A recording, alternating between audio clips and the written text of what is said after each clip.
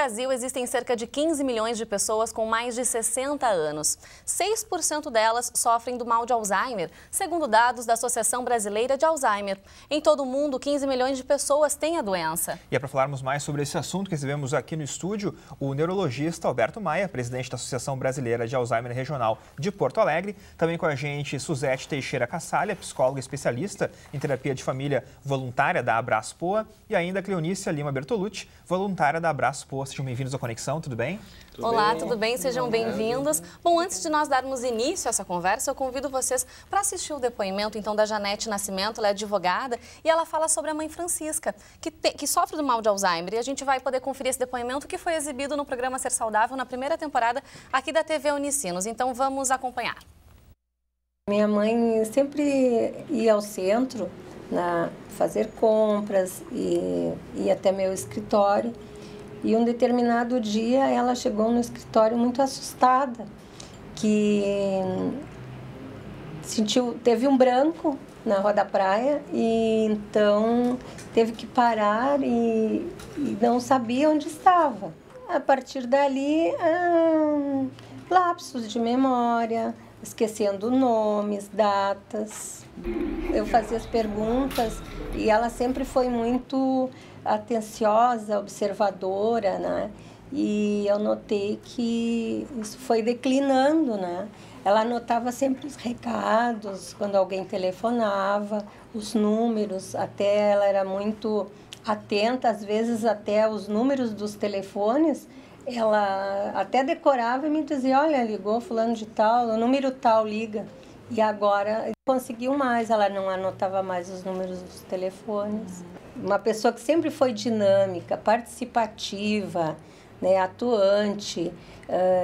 No caso da minha mãe, ela sempre foi muito companheira, sempre até me ajudava no escritório e repentinamente não mais. Os familiares, nós somos âncoras, não é? E nós precisamos estar bem, porque se nós, familiares, vamos demonstrar a tristeza, né, eles percebem. Quando se apresenta a doença de Alzheimer, muitos amigos se afastam, os próprios familiares se afastam, não é? Eu e minha mãe sempre fomos muito amigas. A minha mãe sempre foi muito companheira de viagem, companheira assim. Não penso em tempo algum em ver a minha mãe longe de mim. Eu procuro dar o meu melhor e uma boa qualidade de vida e proporcionar a ela sempre tudo de bom e de bonito e de melhor.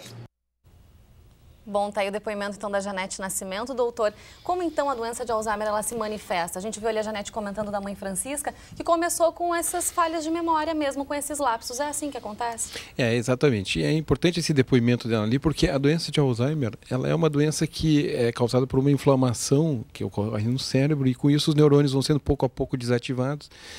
E, embora ela não tenha cura, isso não significa que ela não tenha tratamento. E é muito importante o que ela diz ali, que é o que ela trabalha, a filha está procurando dar é qualidade de vida. E é nesse sentido que a gente tem que pensar, né? O importante é que é possível fazer muitas coisas pelo paciente e quando está se fazendo isso pelo paciente, também está se aliviando a carga e o sofrimento dos familiares, dentro do que é possível, de todo o sofrimento que todos estão vivendo, né?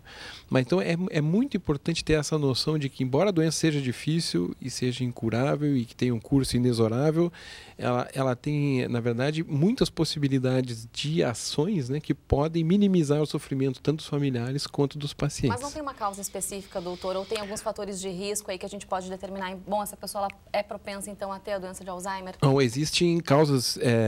Na verdade, a causa...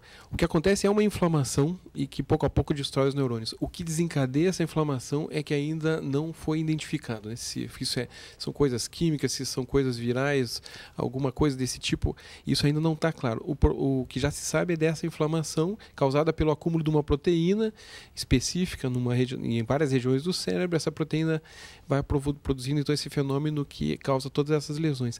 Agora, existem fatores de risco, e isso é uma pergunta muito importante que tu faz, porque hoje em dia a noção que se tem é que é possível prevenir todas as formas de demência, né? Então, são chamadas de identificação dos fatores de risco e que basicamente envolvem estilo de vida, né? Então, resumidamente falando, quais são os 3 mais importantes fatores de prevenção? É a atividade intelectual mantida, é a atividade física e também a atividade social. Idosos que praticam essas atividades têm um risco nitidamente menor, né, muito menor, de desenvolver qualquer tipo de demência do que os que não praticam. E Suzete, como é que então geralmente os familiares reagem a essa doença? A gente viu então o caso da Janete, né, que ela era muito ajudada pela mãe e depois, né, com a doença, a filha começou a ajudar a mãe. Existe, na verdade, essa inversão da vida também nesse momento? Sim, existe. E, na verdade, assim, numa mesma família, às vezes a gente consegue verificar diferentes reações, né? Ali na Janete me pareceu que ela é filha única, né? Mas quando tem mais filhos, às vezes não existe, né, esse senso comum de todos pensarem da mesma forma. Então, mas mesmo assim, é importante que eles busquem um canal de comunicação, que eles tentem, né, se unir nessa hora de tomar as decisões, de fazer as escolhas, para que isso também gere segurança para o paciente, né, para aquele familiar que está com Alzheimer. Então, nesse momento, basicamente, é muito importante, né, tentarem ao máximo, né, ter essa força que não deve ser muito fácil. A gente está com a Cleonice aqui também, que pode dar o depoimento, né, Cleonice? O seu marido teve Alzheimer durante 9 anos. Como é que a senhora começou a perceber que tinha alguma coisa errada acontecendo? Até agora a gente vinha conversando, né, no carro, estava relatando que começou com o dia do casamento da nossa filha, que foi em 2002, em março de 2002, né, dia 2 de março de 2002. Durante a festa, que foi na Zona Sul, lá no Ipanema, na festa ele se afastou. Quando ele entrou na igreja, o pessoal achou que ele estava muito emotivo, porque era uma filha que estava saindo de casa, era a filha, a única mulher, claro, né, que seria um abalo ali do momento um abalo mesmo. naquele momento. Aí meus netos vieram e disseram assim: vó, o vô tá sentado sozinho lá perto do rio. Ele está meio estranho. Aí eu fui lá. Eu disse: por que tu está fazendo sozinho aí? Vamos lá para a festa. Aí ele foi, ele não quis participar da dança, da valsa, nada, ele ficou meio estranho. Então, a partir daí, a gente foi notando que no outro dia ele estava esperando a filha que ia chegar do trabalho e a gente dizia para ele: hoje é domingo, a Daniela está em lua de mel. E foi indo. Foram situações assim que a gente foi tomando, estranhando a maneira dele ser, que não era. Ele já estranhava vocês também? Vocês já percebiam essa perda de memória? Isso ia acontecendo? E ele trabalhava no mercado financeiro, os bancos foram me ligando lá para casa e dizendo: olha, Bertolucci, tu hoje tem um cliente assim. E ele disse: não, eu não tenho. E aí eu comecei a tomar nota da situação, né? E ele ainda era uma pessoa ativa, quer dizer, ainda fazia muitas atividades. Não tinha nada.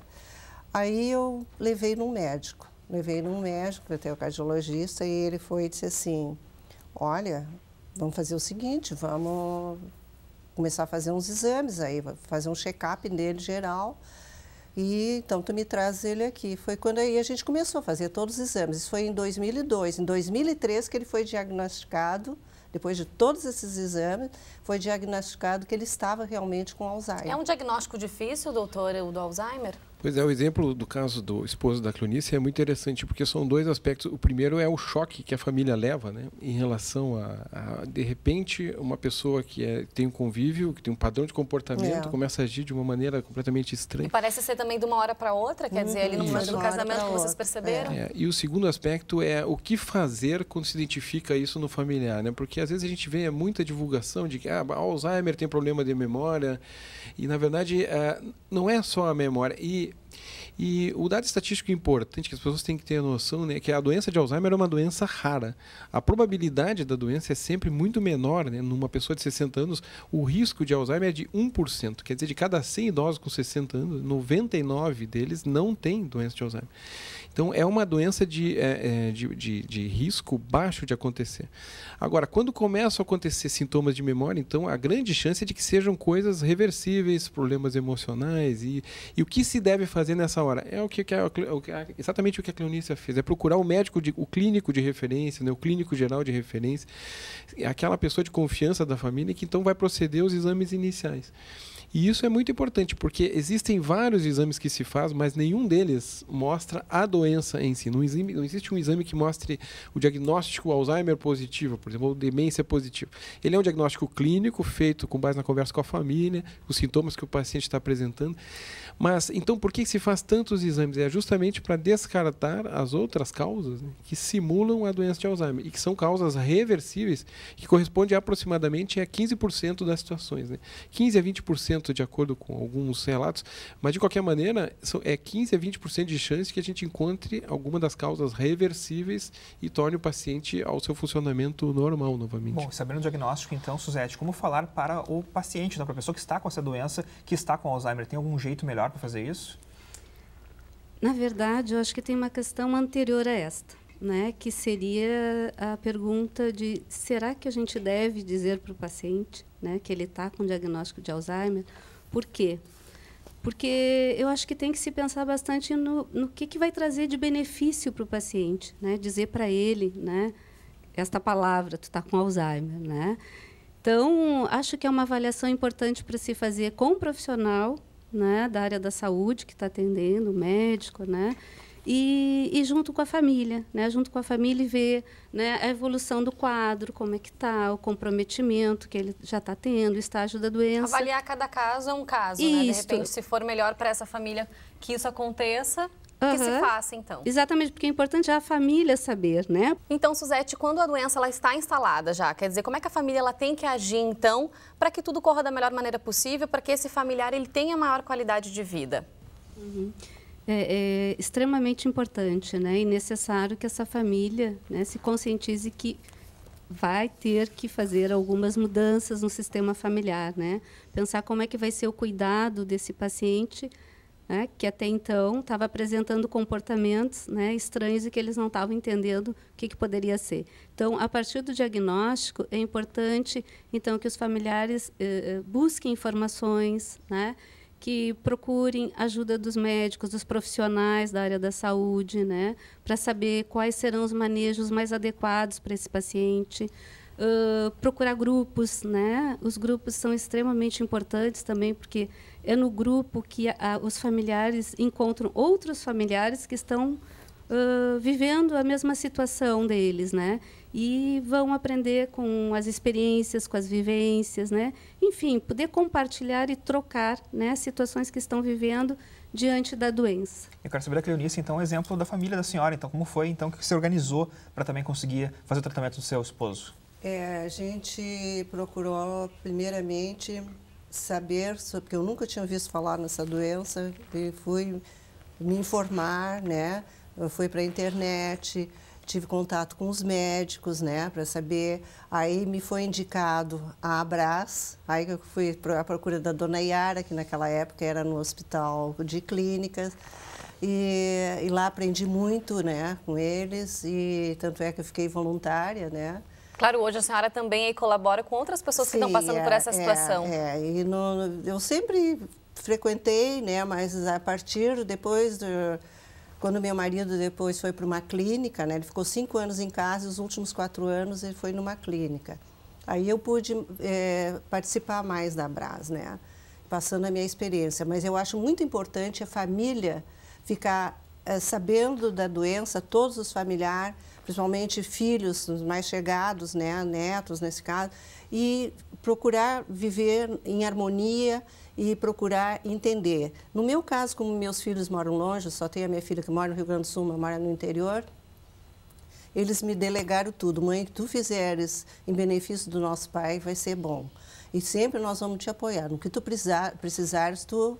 E eles estavam sempre vindo aí, o que mora em São Paulo estava sempre aí, o outro em Santa Catarina. E esse também. apoio é fundamental, né? Tendo depoimento, a Janete comentou ali que os familiares, os parentes, amigos, às vezes acabam se afastando. Não. Né? Às vezes a doença acaba fazendo isso.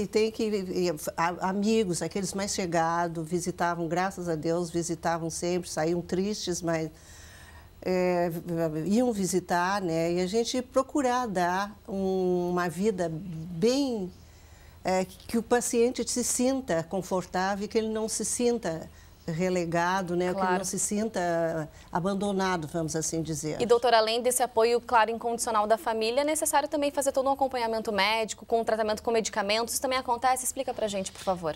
Sem dúvida, né? Em paralelo à presença e à orientação da família, existe também as opções de tratamento medicamentoso, mas que, como a gente sempre ressalta, os medicamentos são a parte de menor efeito, a parte menos efetiva no tratamento. É justamente essa orientação geral, psicológica, que a família tem que receber, né? Essa organização inicial, porque é uma corrida que é uma maratona, a gente tem que, mais ou menos comparando, né?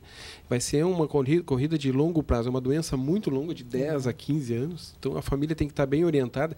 Nesse sentido, o diagnóstico precoce é mais importante, porque ele ajuda a organizar a família por um tempo muito longo. E os medicamentos, embora possam dar alguma ajuda, ela é com certeza muito menor do que o efeito todo que tem essa organização, isso baseado em dados estatísticos, né?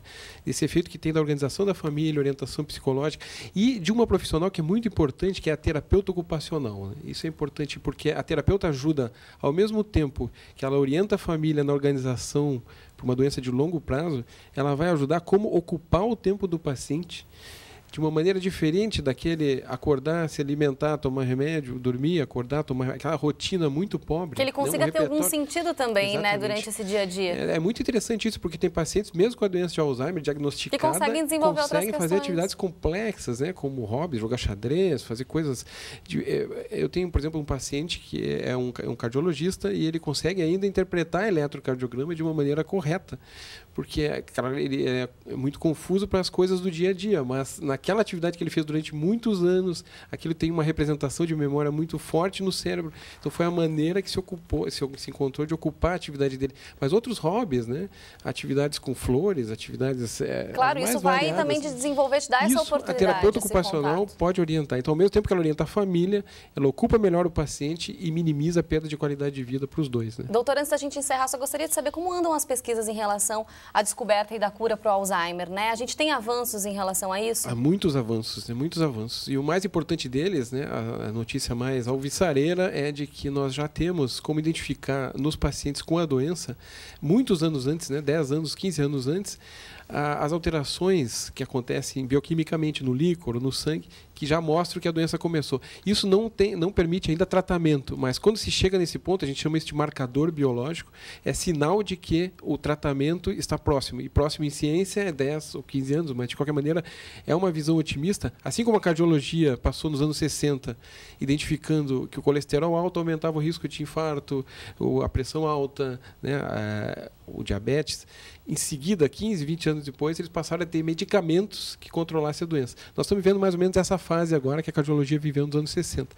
A gente já tem os marcadores e com as pesquisas agora se espera... Esperamos esses avanços, né, doutor? Boas novidades. Bom, quem quiser saber mais informações, então, sobre a Associação Brasileira de Alzheimer, então, pode ir no abraçoportoalegre.com.br, que é regional aqui, então, do estado. Isso mesmo. Bom, muito obrigada pela presença de vocês, pelas informações e até a próxima. Eu posso dar obrigada. Uma palavra? Eu acho, assim, que eu quero passar para as pessoas que estão passando por esse processo aí, que doses massíssimas de paciência e o melhor remédio, como diz a nossa dona Yara, amor, amor e amor. Fica o recado, então. Muito bonito, dona Cleonícia. Muito obrigada novamente.